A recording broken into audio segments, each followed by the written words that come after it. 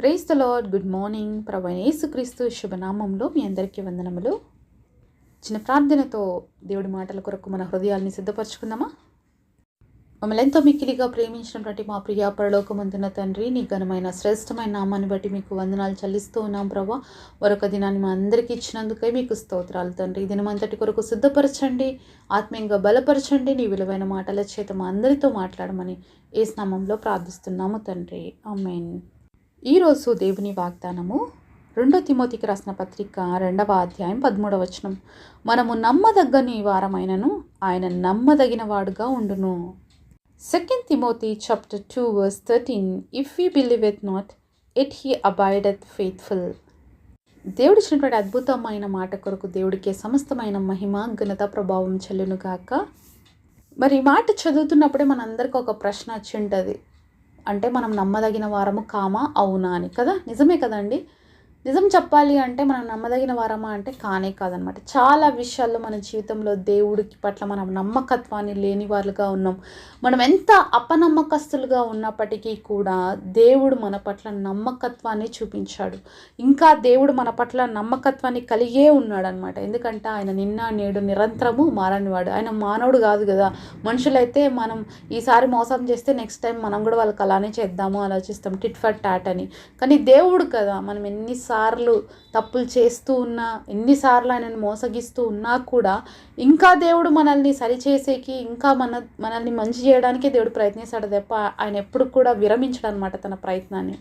ఎన్నోసార్లు దేవుడితో మనము ప్రార్థన చేస్తూ ఉంటాం, ప్రభువా ఈసారి నేను తప్పు చేసేది మానేస్తాను ప్రభువా, ఇంకెప్పుడు ఇలా చేయను ప్రభువా, ఇంకెప్పుడు ఇలా మాట్లాడను ప్రభువా, ఇంకెప్పుడు అలా ఉండను ప్రభువా అని చెప్పారా అండి. ఇంకా న్యూ ఇయర్ రోజు ముందు రోజు అయితే అబ్బా మన ప్రార్థనలు చాలా డిఫరెంట్గానే ఉంటాయి కదా. అంటే అన్నీ చెప్పేస్తుంటాం దేవుడితో, ఇంక చెయ్యను ప్రభువా, ఈ సంవత్సరం ఇలా ఉన్నాను కాబట్టి వచ్చే సంవత్సరంలో అస్సలు ఉండను ప్రభువా అంటాం. ఒక 2 రోజులు ఉంటామేమో, ఇంకా 3వ రోజు నుంచి మళ్ళీ మొదలవుతుంది పాత జీవితమే కదా, అలవాటు పడిన జీవితమే. ఇదే కదండి, ఎన్నిసార్లు మన ప్రామిసెస్ని మనం బ్రేక్ చేసాం దేవుడి సన్నిధిలో, ఎన్నిసార్లు దేవుడిని విడిచిపెట్టి వెళ్ళిపోయాం, ఎన్నిసార్లు దేవుడికి నమ్మకత్వం లేని స్థితిలో మనం జీవించామో ఈరోజు మనం ఆలోచించాలి. రూతు గ్రంథము 1వ అధ్యాయము 13-14 వచనాలు చూద్దాము. వారు పెద్దవారగు వరకు వారి కొరకు మీరు కనిపెట్టుకుందరా? మీరు వారి కొరకు కనిపెట్టుకొని పురుషులు లేక ఒంటరికత్తలేందిరా నా కుమార్తెలారా? అది కూడదు. యెహోవా నాకు విరోధి ఆయను, అది మిమ్మును నొప్పించినంత కంటే నన్ను మరీ ఎక్కువగా నొప్పించినదని వారితో చెప్పాను. వారు ఎలుగెత్తి ఏడవగా ఓర్ప తన అత్తను ముద్దు పట్టుకొనెను, రూతు ఆమెను హత్తుకొనెను. మరి రూతు గ్రంథంలో మనం అత్త కోడల యొక్క ప్రేమను చూస్తాం కదండి. అయితే ఇక్కడ నయోమి మాట్లాడుతున్న మాటలు మనం ఇంతసేపు చదువుకున్నాం కదా. మరి నేను ఇంకా మళ్ళీ పిల్లల్ని కన్నా కూడా వాళ్ళ పెద్దవాళ్ళ ఎవరికి మీరు ఉండలేరమ్మా, కాబట్టి మీరు నన్ను విడిచిపెట్టి వెళ్ళండి అని చెప్తుంది. అయితే ఇంకొక మాట ఇక్కడ మెన్షన్ చేస్తుంది, యెహోవా నాకు విరోధం ఆయను, అది మిమ్మల్ని నొప్పించినంత కంటే నన్ను మరీ ఎక్కువగా నొప్పించింది అని చెప్తుంది అనమాట. నిజంగా దేవుడు ఇక్కడ నయోమికి విరోధి అయినాడా అంటే కాదే కాదు. నయోమిని ఏం చేసింది తెలుసా, దేవుడిని విడిచిపెట్టి వచ్చేసింది. ఎక్కడికి వచ్చింది? దేవుడు బిడ్డలు ఎక్కడైతే ఉండకూడదో ఆ ప్రాంతంలోకి వచ్చారనమాట. మరి బెత్లెహేంలో కరువు వచ్చిందని చెప్పి మోయాబు ప్రాంతంలోకి వచ్చారు. దేవుడు వాళ్ళని వెళ్ళమన్నాడా? చెప్పలేదు. అయినా కూడా వీళ్ళంతకు వీలుగా వచ్చారు. మరి ఎందుకు తను ఈ విధంగా మాట్లాడుతుందంటే, తన భర్తను పోగొట్టుకుంది, తన 2 కుమారులని పోగొట్టుకుంది కాబట్టి ఆమె బాధ చాలా వర్ణనాతీతంగా ఉంది. కానీ తన తప్పేంటో చెప్పట్లేదు. కానీ దేవుడు నాకు విరోధం అయిపోయినాడు కాబట్టి నా పరిస్థితి మీకంటే దారుణంగా ఉంది. మీరు మీ 2 భర్తల్ని పోగొట్టుకున్నారు, కానీ నా భర్తను పోగొట్టుకున్నాను, నా బిడ్డల్ని పోగొట్టుకున్నాను. దేవుడు మిమ్మల్ని నొప్పించినంతకంటే ఎక్కువగా నన్ను నొప్పించాడు అని చెప్తుందండి ఇంకొక మాట. మరొకసారి ఇవన్నీ ఆలోచిస్తే ఎంత బాధ అనిపిస్తుంది. మరి దేవుడు మరి ఈ యొక్క 2 భర్తల్ని, అంటే ఓర్ప అలాగే రూతు వాళ్ళ 2 భర్తల్ని దేవుడే చంపేశాడని, అలాగే నా భర్తను కూడా చంపేశాడని చెప్పేసి అన్నట్లుగా ఉంది ఇక్కడ నయోమి కదా. అయితే వాళ్ళు రాకూడని స్థలంలోకి వచ్చారు, ఉండకూడనేటువంటి ప్రాంతంలో ఉన్నారు. మరి ఏం జరిగిందో బైబిల్లో అయితే అది రాయబడలేదు, కానీ 3 చనిపోయినట్లుగా చూస్తున్నాం.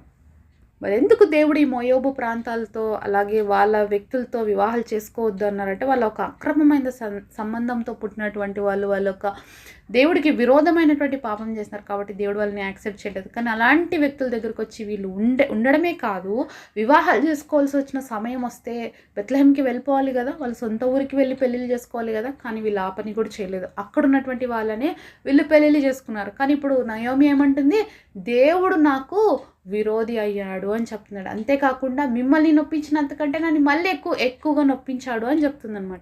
ఈరోజు మనం కూడా ఎన్నిసార్లు అని ఉంటాం కదా ఇలాంటి మాటలు. నయోమిని అయితే చెప్పుకుంటున్నాం, కానీ మనం ఎన్నిసార్లు అని ఉంటామో దేవుడిని.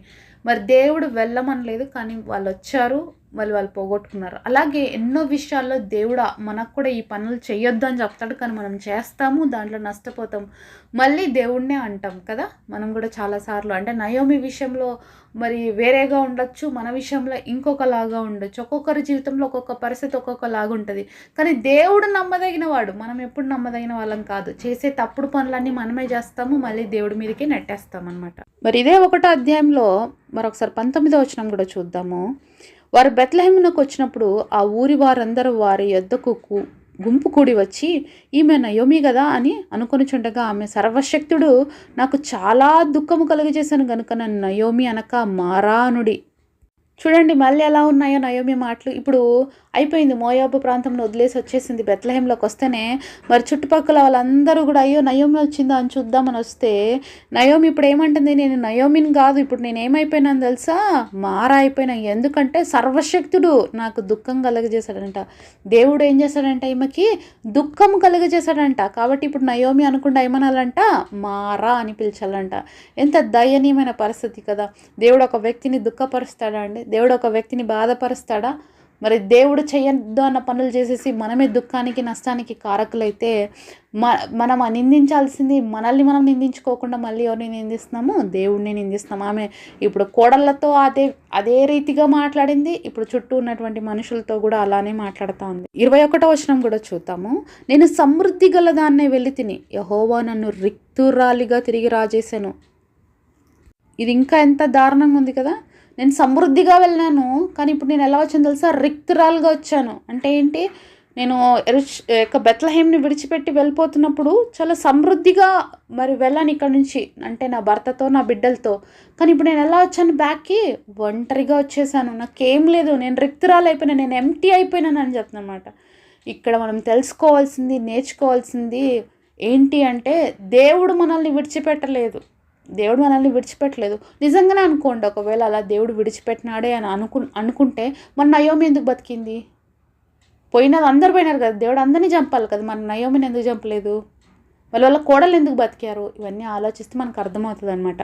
ఎందుకంటే మోయాబు యొక్క ప్రాంతంలో భయంకరమైనటువంటి కల్చర్ ఉంది, భయంకరమైన పాపం ఉంది. అక్కడికి వెళ్ళిన తర్వాత వాళ్ళ భర్త కావచ్చు, వాళ్ళ ఇద్దరు కుమారులు కావచ్చు, మరి పాపంలో పడిపోయారేమో, చెడుతో వాళ్ళ జీవితాలని వాళ్ళు అంతమొందించుకొని ఉంటారు. అంతే కదండి. మరి 3 ఆడలు బతకడం ఏంటి, 3 మొగలు చనిపోవడం ఏంటి? కాబట్టి మరి దేవుడు అన్యాయం చేస్తున్నాడు ఇక్కడ అంటే లేనే లేదు. కానీ మనం ఏం చెప్తామో అదే చెప్తాం అనమాట. ఇక్కడ నయోమి కూడా అదే చెప్తుంది. ఇంకా చూద్దాం. మీరు నన్ను నయోమి అని పిలవనేలా, యెహోవా నా మీద విరుద్ధముగా సాక్ష్యం పలికెను, సర్వశక్తుడు నన్ను బాధపరిచెను అని వారితో చెప్పాను. ఎలా మాట్లాడుతుంది చూడండి నయోమి కదా. మరి దేవుడు నాకు విరుద్ధంగా సాక్ష్యం పలికాడు, కాబట్టి మీరు ఎందుకు నన్ను నయోమి అంటున్నారు, మారా అని పిలిచండి అని చెప్పేసి బాధపడుతుంది అనమాట. ఒకసారి 4వ అధ్యాయం కూడా చూద్దాము. 4వ అధ్యాయము మరి 15వ వచనంలో చూసినట్లయితే, నిన్ను ప్రేమించి 7 కుమారుల కంటే నీకు ఎక్కువగానున్న నీ కోడలు ఇతని కనెను, ఇతడు నీ ప్రాణమును ఓదార్చి ముసలితనమున నీకు పోషకుడగునని నయోమితో చెప్పిరి. అప్పుడు నయోమి ఆ బిడ్డను తీసుకొని కౌగిట నుంచుకొని వానికి దాదిగా నుండెను. మరి 1వ అధ్యాయం అంతా కూడా నయోమి ఎంతో బాధపడింది, దేవుడిని ఎన్నో మాటలు మాట్లాడుతూ వచ్చింది. మరి నమ్మకత్వం లేని స్థితిలో మనం చూస్తూ వస్తున్నాం. అయితే 4వ అధ్యాయం వచ్చేసరికి దేవుడు ఎంత అద్భుత కార్యం తన జీవితంలో చేశాడండి. బెత్లెహేముకు తిరిగి వచ్చిన తర్వాత దేవుడు ఆమెను అలాగే ఉంచాడా అంటే లేదండి. మరి రూతు ద్వారా అద్భుతమైనటువంటి కార్యం జరిగించాడు దేవుడు. మరొక బిడ్డనిచ్చాడు అనమాట. మరి అప్పుడు ఆమె ఎంత హ్యాపీగా ఫీల్ అయింది, ఆ బిడ్డకి దాదిగా ఉంది ఉందన్నమాట. ఇంకా అక్కడ వాళ్ళు చెప్తున్న ఇంకొక సాక్ష్యం ఏంటంటే, మరి 7 కుమారుల కంటే నేను ప్రేమించినటువంటి నీ కోడలు ఎంత గొప్పది, 7 మెంబర్స్ కంటే కూడా నీ ఒక్క కోడలు కుమారుల కంటే కూడా ఎక్కువగా ఉంది నీకు అని చెప్పినప్పుడు ఎంత గొప్ప దేవుడు. ఆమెను అక్కడ ఒంటరిగా అలా విడిచిపెట్టలేదు. విడిచిపెట్టి వెళ్ళిపోయినప్పుడు రూతు హత్తుకొని తన వెంట రావడానికి దేవుడు కృపనిచ్చాడు. కాబట్టే మరి రూతు అన్యురాలైనప్పటికీ కూడా దేవుడు వంశావళిలో చేర్చబడింది. కాబట్టి దేవుడు ఎప్పుడు నమ్మదగిన వాడండి. ఆయన మనల్ని ఎప్పుడు విడిచిపెట్టాడు. ఆయనకి ఏది అసాధ్యమైనది కాదు, ఆయనకు సమస్తము సాధ్యమే. అదే వంశంలో నుంచే మరి యేసుక్రీస్తు ప్రభువారు రావడానికి కృప చూపించాడంటే ఎంత గొప్ప దయామయుడు. ఆమె మారానుకైంది ఆమె జీవితాన్ని, కానీ దేవుడు నయోమిగానే ఆమెను ఉంచాడు. ఆమె అన్ని దేవుడు నా దగ్గర నుంచి తీసేసుకున్నాడు అంటున్నాడు, కానీ ఆమెని 4వ అధ్యాయంలో వచ్చేసరికి బిడ్డనిచ్చి ఆమె కౌగిట్లో ఒక దాదిగా చూసుకునే కృపను కూడా ఇచ్చాడనమాట. మన దేవుడు ప్రేమామయుడండి. మన నమ్మకత్వం లేని వారం, కానీ ఆయన నమ్మకస్తుడైన దేవుడు. కాబట్టి ఈరోజు నువ్వు కూడా మరి ఏదైనా లాస్ అయిపోయి ఏదైనా బాధపడుతూ, లేకపోతే మరి అన్ని విషయాల్లో మరి నయోమిలాగా నువ్వు కూడా దేవుని మాట్లాడే వ్యక్తిగా ఉన్నట్లయితే, మరి నువ్వు కూడా ఈరోజు దేవుడి దగ్గరికి వచ్చినట్లయితే నీ జీవితాన్ని కూడా దేవుడు ఆశీర్వదిస్తాడు. పరిశుద్ధుడైన తండ్రి, మా అందరితో మాట్లాడిన ప్రతి మాట కొరకు వందనాలు అయ్యా. నువ్వు నమ్మదగిన దేవుడు మేము తెలుసుకున్నామయ్యా. నమ్మకంగా ఉండే కృపను మాకు కూడా దయచేయమని యేసు నామములో ప్రార్థిస్తున్నాం తండ్రి. ఆమేన్.